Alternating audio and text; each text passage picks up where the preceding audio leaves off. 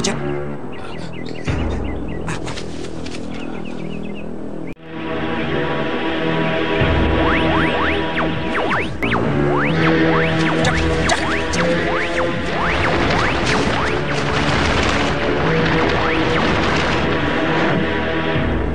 Jaka!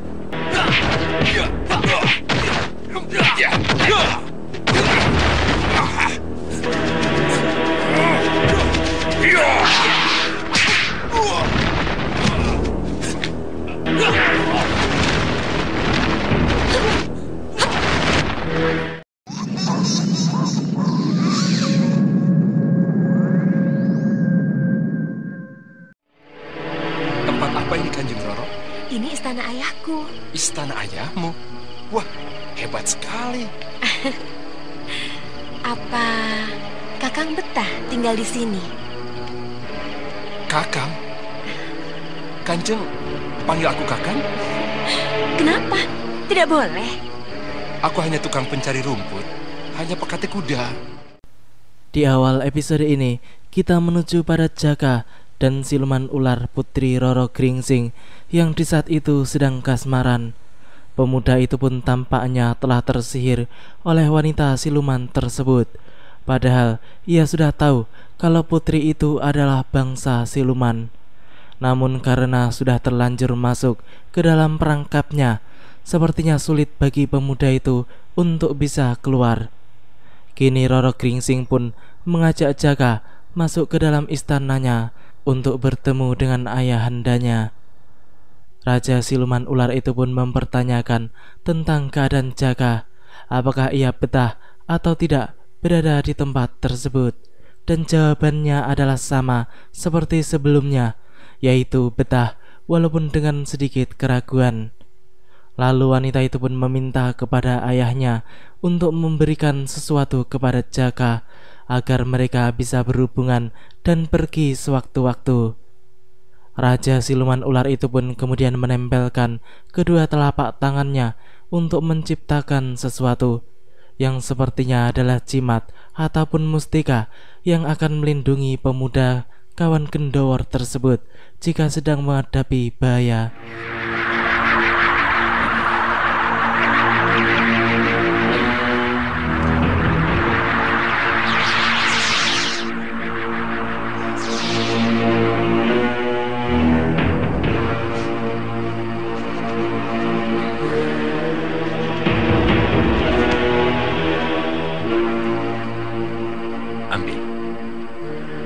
Ayo terima.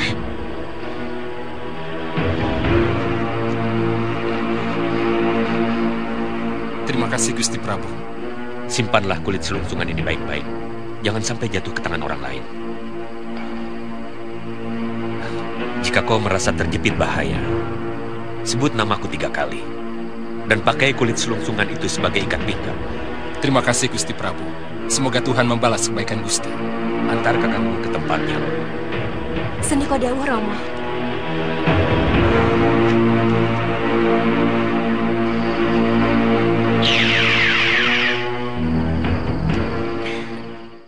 Ya, kini Jaka telah diantar kembali ke rumahnya oleh Putri Roro Gringsing.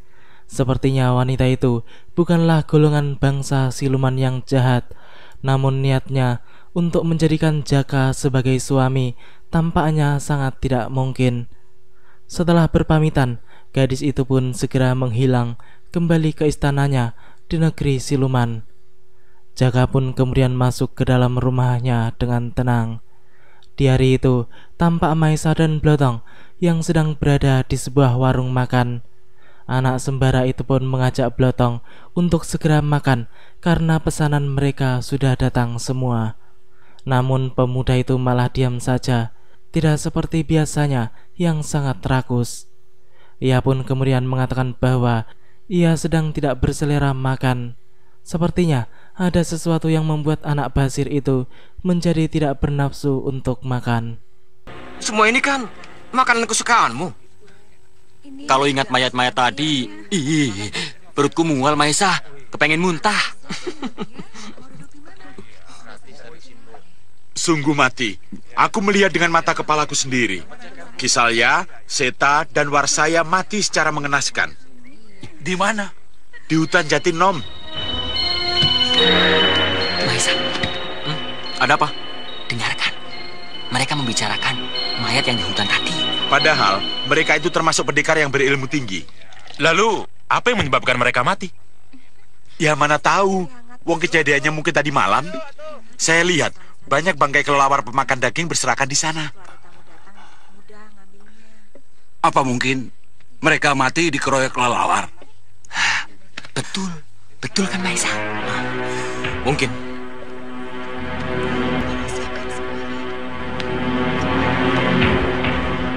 Kidasa Wacana, bagaimana? Sudah lewat. Jika kita kejar, pasti kesusul. Ternyata di warung itu sedang berkumpul para pendekar golongan hitam yang sedang membahas tentang kawan-kawan mereka yang telah tewas karena dibunuh oleh setan pemakan manusia. Namun urusan mereka yang utama bukanlah dengan makhluk tersebut, namun dengan seorang pendekar wanita muda yang bernama Citra Sena. Mereka semua ternyata memiliki dendam terhadap pendekar tersebut, sebab saudara seperguruan mereka pernah dibunuh oleh Citra Sena. Kawan mereka yang baru datang, yang bernama Kidasa Wacana itu pun juga mengatakan bahwa kedatangannya adalah khusus untuk membantu ketiga pendekar tersebut guna menghadapi Citra Sena. Setelah sepakat, mereka berempat pun kemudian segera pergi dari warung makan tersebut untuk mencari buruan mereka. Blotong yang melihat para pendekar itu pergi dengan tergesa-gesa pun menjadi curiga kepada mereka.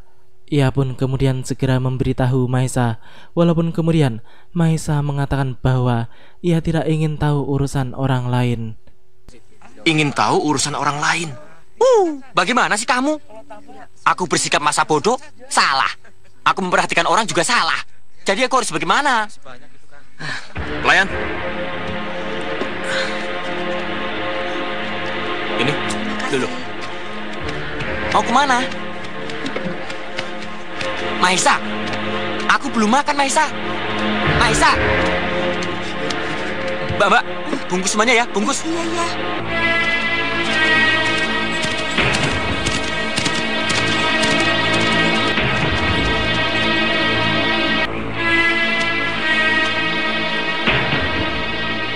Maaf Kisanak, saya numpang lewat. Oh, mau lewat? Boleh, asal kau tinggalkan dulu kepalamu di sini. Jangan basa-basi, Citra Sena. Meskipun kau menyamar dengan 1000 muka, aku tetap mengenalmu. Ayo, kita selesaikan hutang lama kita. Matamu benar-benar tajam, Kisanak. Aku memang Citra Sena, tapi aku sama sekali tidak mengenal kalian. Bagaimana mungkin bisa ada hutang piutang? Jangan mengelak. 3 tahun yang lalu, kau telah membunuh adik seperguruanku Saunggrana di Pringsewu. Oh, iya. Nah, sekarang kau harus membayar hutangmu berikut bunganya. Orang-orang itu pun menuntut Citra Sena untuk memenggal kepalanya sendiri, dan hal itu jelas tidak mungkin terjadi. Sedangkan Citra Sena tampak tenang menghadapi orang-orang sok jago tersebut. Wanita muda itu pun langsung membalas omongan ketiga orang di hadapannya dengan tidak kalah sengit. Ia pun kemudian menantang ketiga orang itu untuk melakukan sendiri apa yang telah mereka perintahkan kepada dirinya. Jelas saja hal itu membuat mereka menjadi semakin marah dan semakin tertantang, sehingga kemudian salah satu dari ketiganya pun segera melompat dari kudanya untuk menyerang gadis tersebut.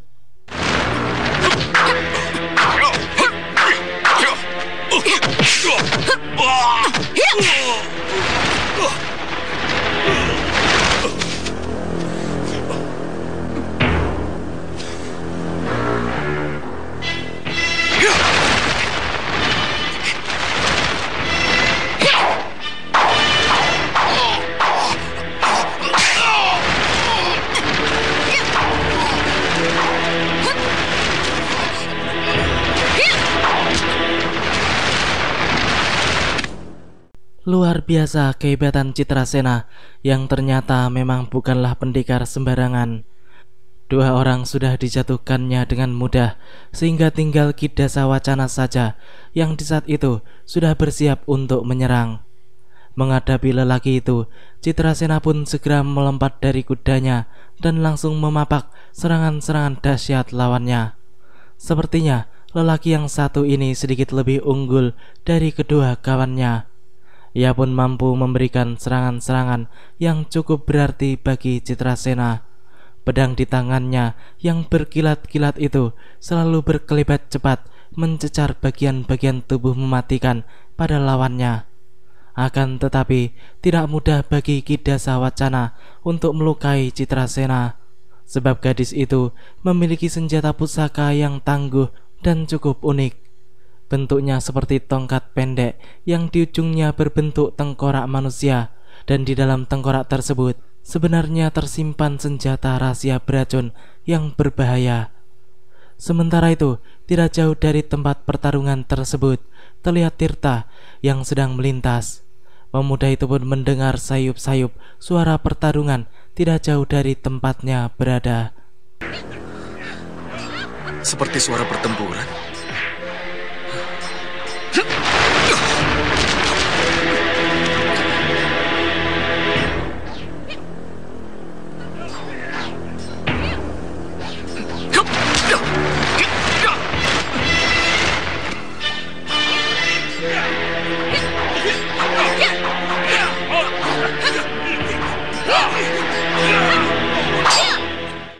Benar saja, di bawah sana Tirta melihat pertarungan yang tidak seimbang, di mana ada seorang gadis yang dikeroyok oleh 3 lelaki.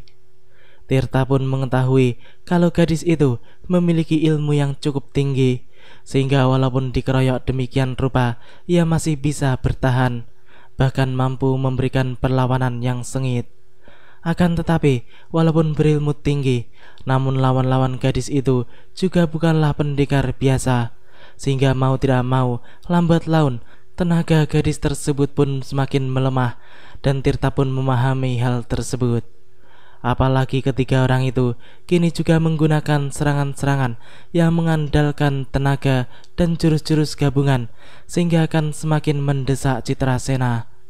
Akan tetapi, walaupun begitu, Citrasena masih tetap mampu melakukan perlawanan, bahkan ia kini berhasil menghajar ketiganya.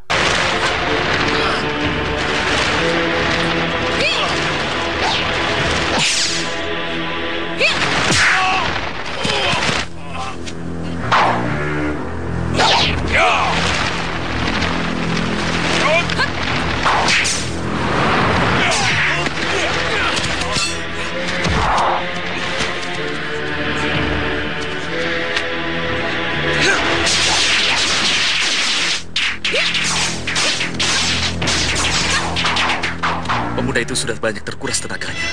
Aku harus membantu. Daun.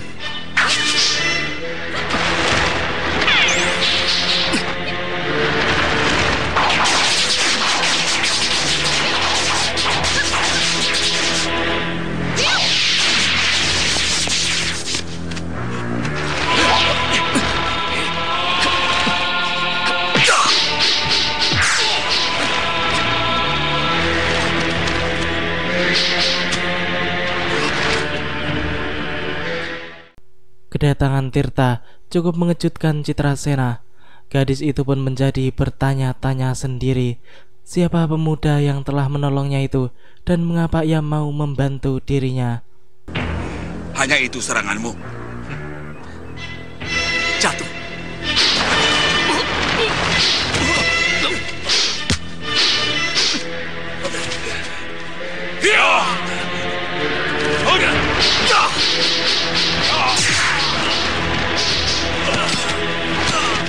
Berhenti. Hai Begundal, apa kalian tidak malu? Kalian mengaku pendekar kelas 1, padahal nyatanya kalian pendekar gentong yang kosong melompong. Kurang ajar! Ku robek mulutmu! Kita habisi dia!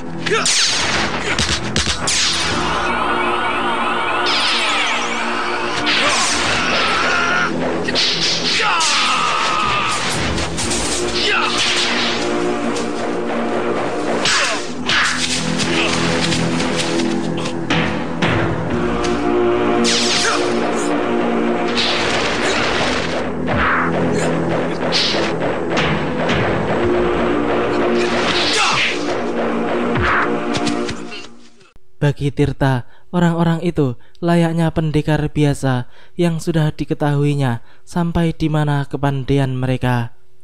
Pemuda itu pun membuktikannya dengan sepak terjangnya yang mampu menghancurkan serangan pamungkas ketiganya. Ia pun kini menggunakan pedangnya untuk melindungi diri dari serangan salah satu lawannya yang mengeluarkan selendang untuk membelenggu dirinya. Sehingga kemudian pedang Tirta pun digunakan untuk melindungi diri dari belenggu selendang-selendang tersebut. Tarik-menarik pun terjadi di antara keduanya. Citrasena pun memperhatikan pertarungan itu dengan saksama.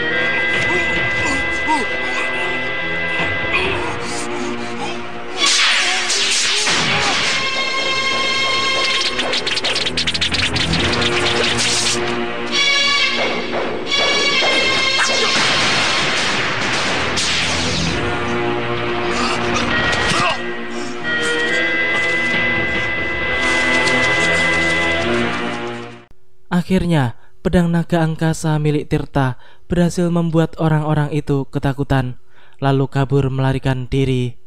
Sementara itu, Citrasena pun kini mendekati Tirta, seraya mengucapkan terima kasih kepada pemuda yang telah membantunya itu. Ia pun mengatakan kalau Tirta tidak segera datang, mungkin saat ini ia telah celaka di tangan orang-orang jahat tersebut. Tirta juga menjelaskan kalau sebenarnya ia hanya lewat di sekitar tempat itu, namun ia mendengar suara pertarungan, sehingga ia pun kemudian berada di tempat tersebut. Namaku Jaka, Jaka Lelana. Tunggu Kisanak, ilmu silatmu sangat tinggi. Siapa gurumu dan di mana padepokanmu? Guruku tidak punya padepokan. Aku berlatih di sembarang tempat. Adapun guruku, aku tidak bisa mengatakannya. Hei, kamu mau kemana? Aku juga tidak tahu. Kalau kau punya rahasia dan tidak mau mengatakannya padaku, aku juga tidak memaksa. Selamat tinggal.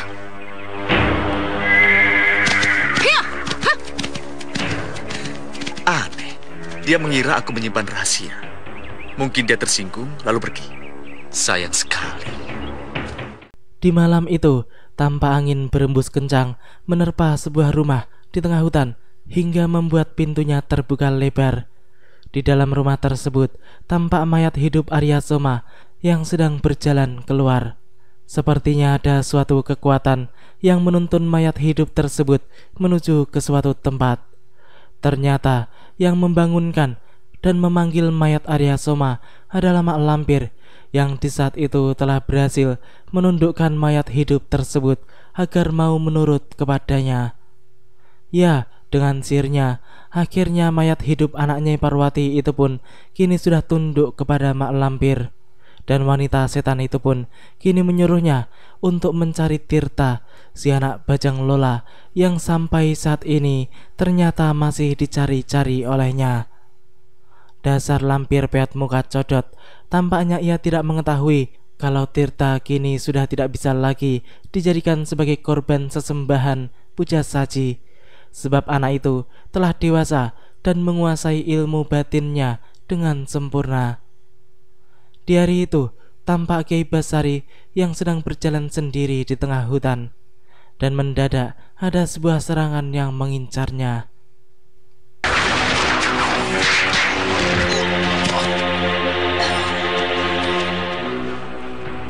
Nyai, apa kau yang menyerang aku tadi, Nyai?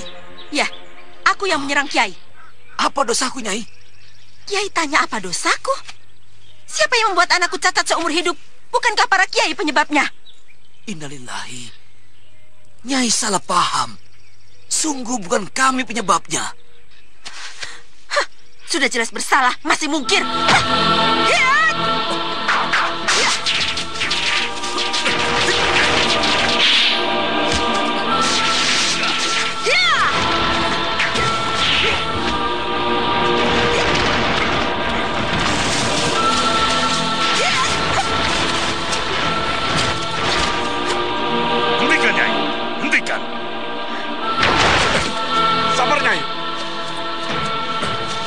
Sabar, Nyai. Sabar. Mari kita bicarakan baik-baik. Tidak usah berbasa-basi. Jalan kita sudah berseberangan. Naudzubillah. Kita semua golongan putih. Jika Nyai menganggap berseberangan, berarti Nyai mau memasuki golongan hitam. Nyai Parwati benar-benar nekat. Kiai Ageng Sebayu pun memperingatkan wanita itu agar tidak mengubah haluan kebenarannya selama ini, karena akan sangat disayangkan jika semua amal kebaikan wanita itu menjadi musnah hanya karena ia menyatakan masuk ke dalam golongan hitam dan menentang golongan putih. Kiai Jamas pun kemudian memohon kepada Nyai Parwati untuk memberikan kesempatan kepada para kiai itu untuk menjelaskan agar wanita itu tidak salah paham. Sang kiai pun berjanji akan membiarkan Nyai Parwati untuk mengambil keputusan apapun, asalkan ia sudah mendengarkan penjelasan dari pihak mereka. Akhirnya, wanita itu pun mau mendengarkan kata-kata Kiai Jamas, dan nadanya pun mulai melemah dan merendah, walaupun ia tampak masih kesal terhadap para kiai tersebut yang dilihatnya pernah mencuri Arya Soma putranya. Tidak, aku tidak akan membiarkan Nyai Parwati mempercayai omongan para kiai sepuh. Ayo Grado. Sumpah kosong. Aku melihat dengan mata kepalaku sendiri. Arya Soma diculik oleh Kiai Basari dan Kiai Jamas dari rumahku. Dan aku juga melihat Kiai Ageng Sebayu dan Kiai Ageng Jumantoro. Percuma Andika bersumpah. Ada yang memfitnah kita, Kiai. Baik, kita selidiki siapa yang telah melakukannya. Mari kita ke rumah Nyi Parwati. Ya. Sekalian kami ingin menengok keadaan Nak Mas Arya Soma. Mari. Aku tidak yakin Arya Soma bisa mendapatkan si Tirta. Tapi biarkan saja dulu. Kalau Arya Soma sudah mendapatkan si Tirta, baru kita rebut dia dari tangan Arya Soma. Kalau perlu kita lenyapkan saja boneka hidup itu. Boneka hidup? Apa maksud Kiai? Putramu Arya Soma itu sebenarnya sudah meninggal. Orang yang sudah meninggal tidak mungkin hidup kembali. Tapi kenyataannya anakku hidup berkat pertolongan Mak Lampir. Dasar wanita yang sudah hilang akal. Ia sendiri mengakui bahwa Arya Soma hidup kembali berkat pertolongan Mak Lampir. Padahal ia sudah sangat paham bahwa Mak Lampir adalah wanita setan, ratu golongan sesat. Kiai Jamas pun mempertanyakan apakah Arya Soma bisa sembuh dan hidup seperti sebelumnya. Apakah ia bisa berkomunikasi seperti manusia pada umumnya? Wanita itu pun menjawab dengan jujur bahwa putranya memang tidak bisa hidup seperti sedia kala. Bahkan ajian Kalamaruta dan Kelabang Sayuta kini masih mengendap di dalam tubuhnya. Kiai Jamas pun kemudian meminta untuk melihat keadaan anak itu.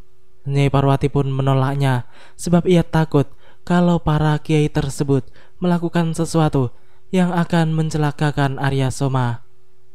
Namun setelah dibujuk oleh Kiai Jamas dengan kata-kata yang menenangkan, akhirnya Nyai Parwati pun mau menerima para kiai itu untuk menjenguk putranya, walaupun sikapnya kini dingin dan tidak begitu menghormat lagi kepada mereka. Padahal para kiai tersebut, terutama Kiai Jamas dan Kiai Ageng Sebayu, masih begitu menghormati keberadaan Nyai Parwati. Silakan Kiai. Hah? Kemana anakku? Biasanya anakku tidak pernah kemana-mana. Assalamualaikum. Waalaikumsalam warahmatullahi wabarakatuh. Kiai memanggil saya. Betul. Kami di sini kehilangan Arya Soma, putra kinasih Nyi Parwati. Kami ingin tahu kemana perginya anak itu. Sebentar Kiai. Bedul, kamu tahu anak itu? Kalau tahu, tolong jelaskan. Ada apa kalau Gondang? Maaf Kiai, rupanya Arya Soma sedang menjalankan perintah si Lampir untuk mencari anak bajang ladang yang memiliki tanda rah cakra di punggungnya. Mak Lampir tidak pernah melepaskan keinginannya untuk menjadi penguasa dunia. Iya, apa yang kita khawatirkan terjadi. Arya Soma menjadi budak nafsu mak lampir. Di mana anakku sekarang? Dia di lembah Bukit Telemoyo, Nyi. Dia sedang bertempur melawan seorang pendekar wanita. Siapa? Nama gadis itu belum dikenal di kalangan para pendekar, tapi ilmunya cukup tinggi. Demikianlah alur cerita di episode kali ini. Nantikan kelanjutan kisahnya di episode yang akan datang. Terima kasih bagi teman-teman semua yang udah mau nonton. Jangan lupa like, comment, subscribe, dan share. Dan juga nyalain notifnya. Wassalamualaikum warahmatullahi wabarakatuh.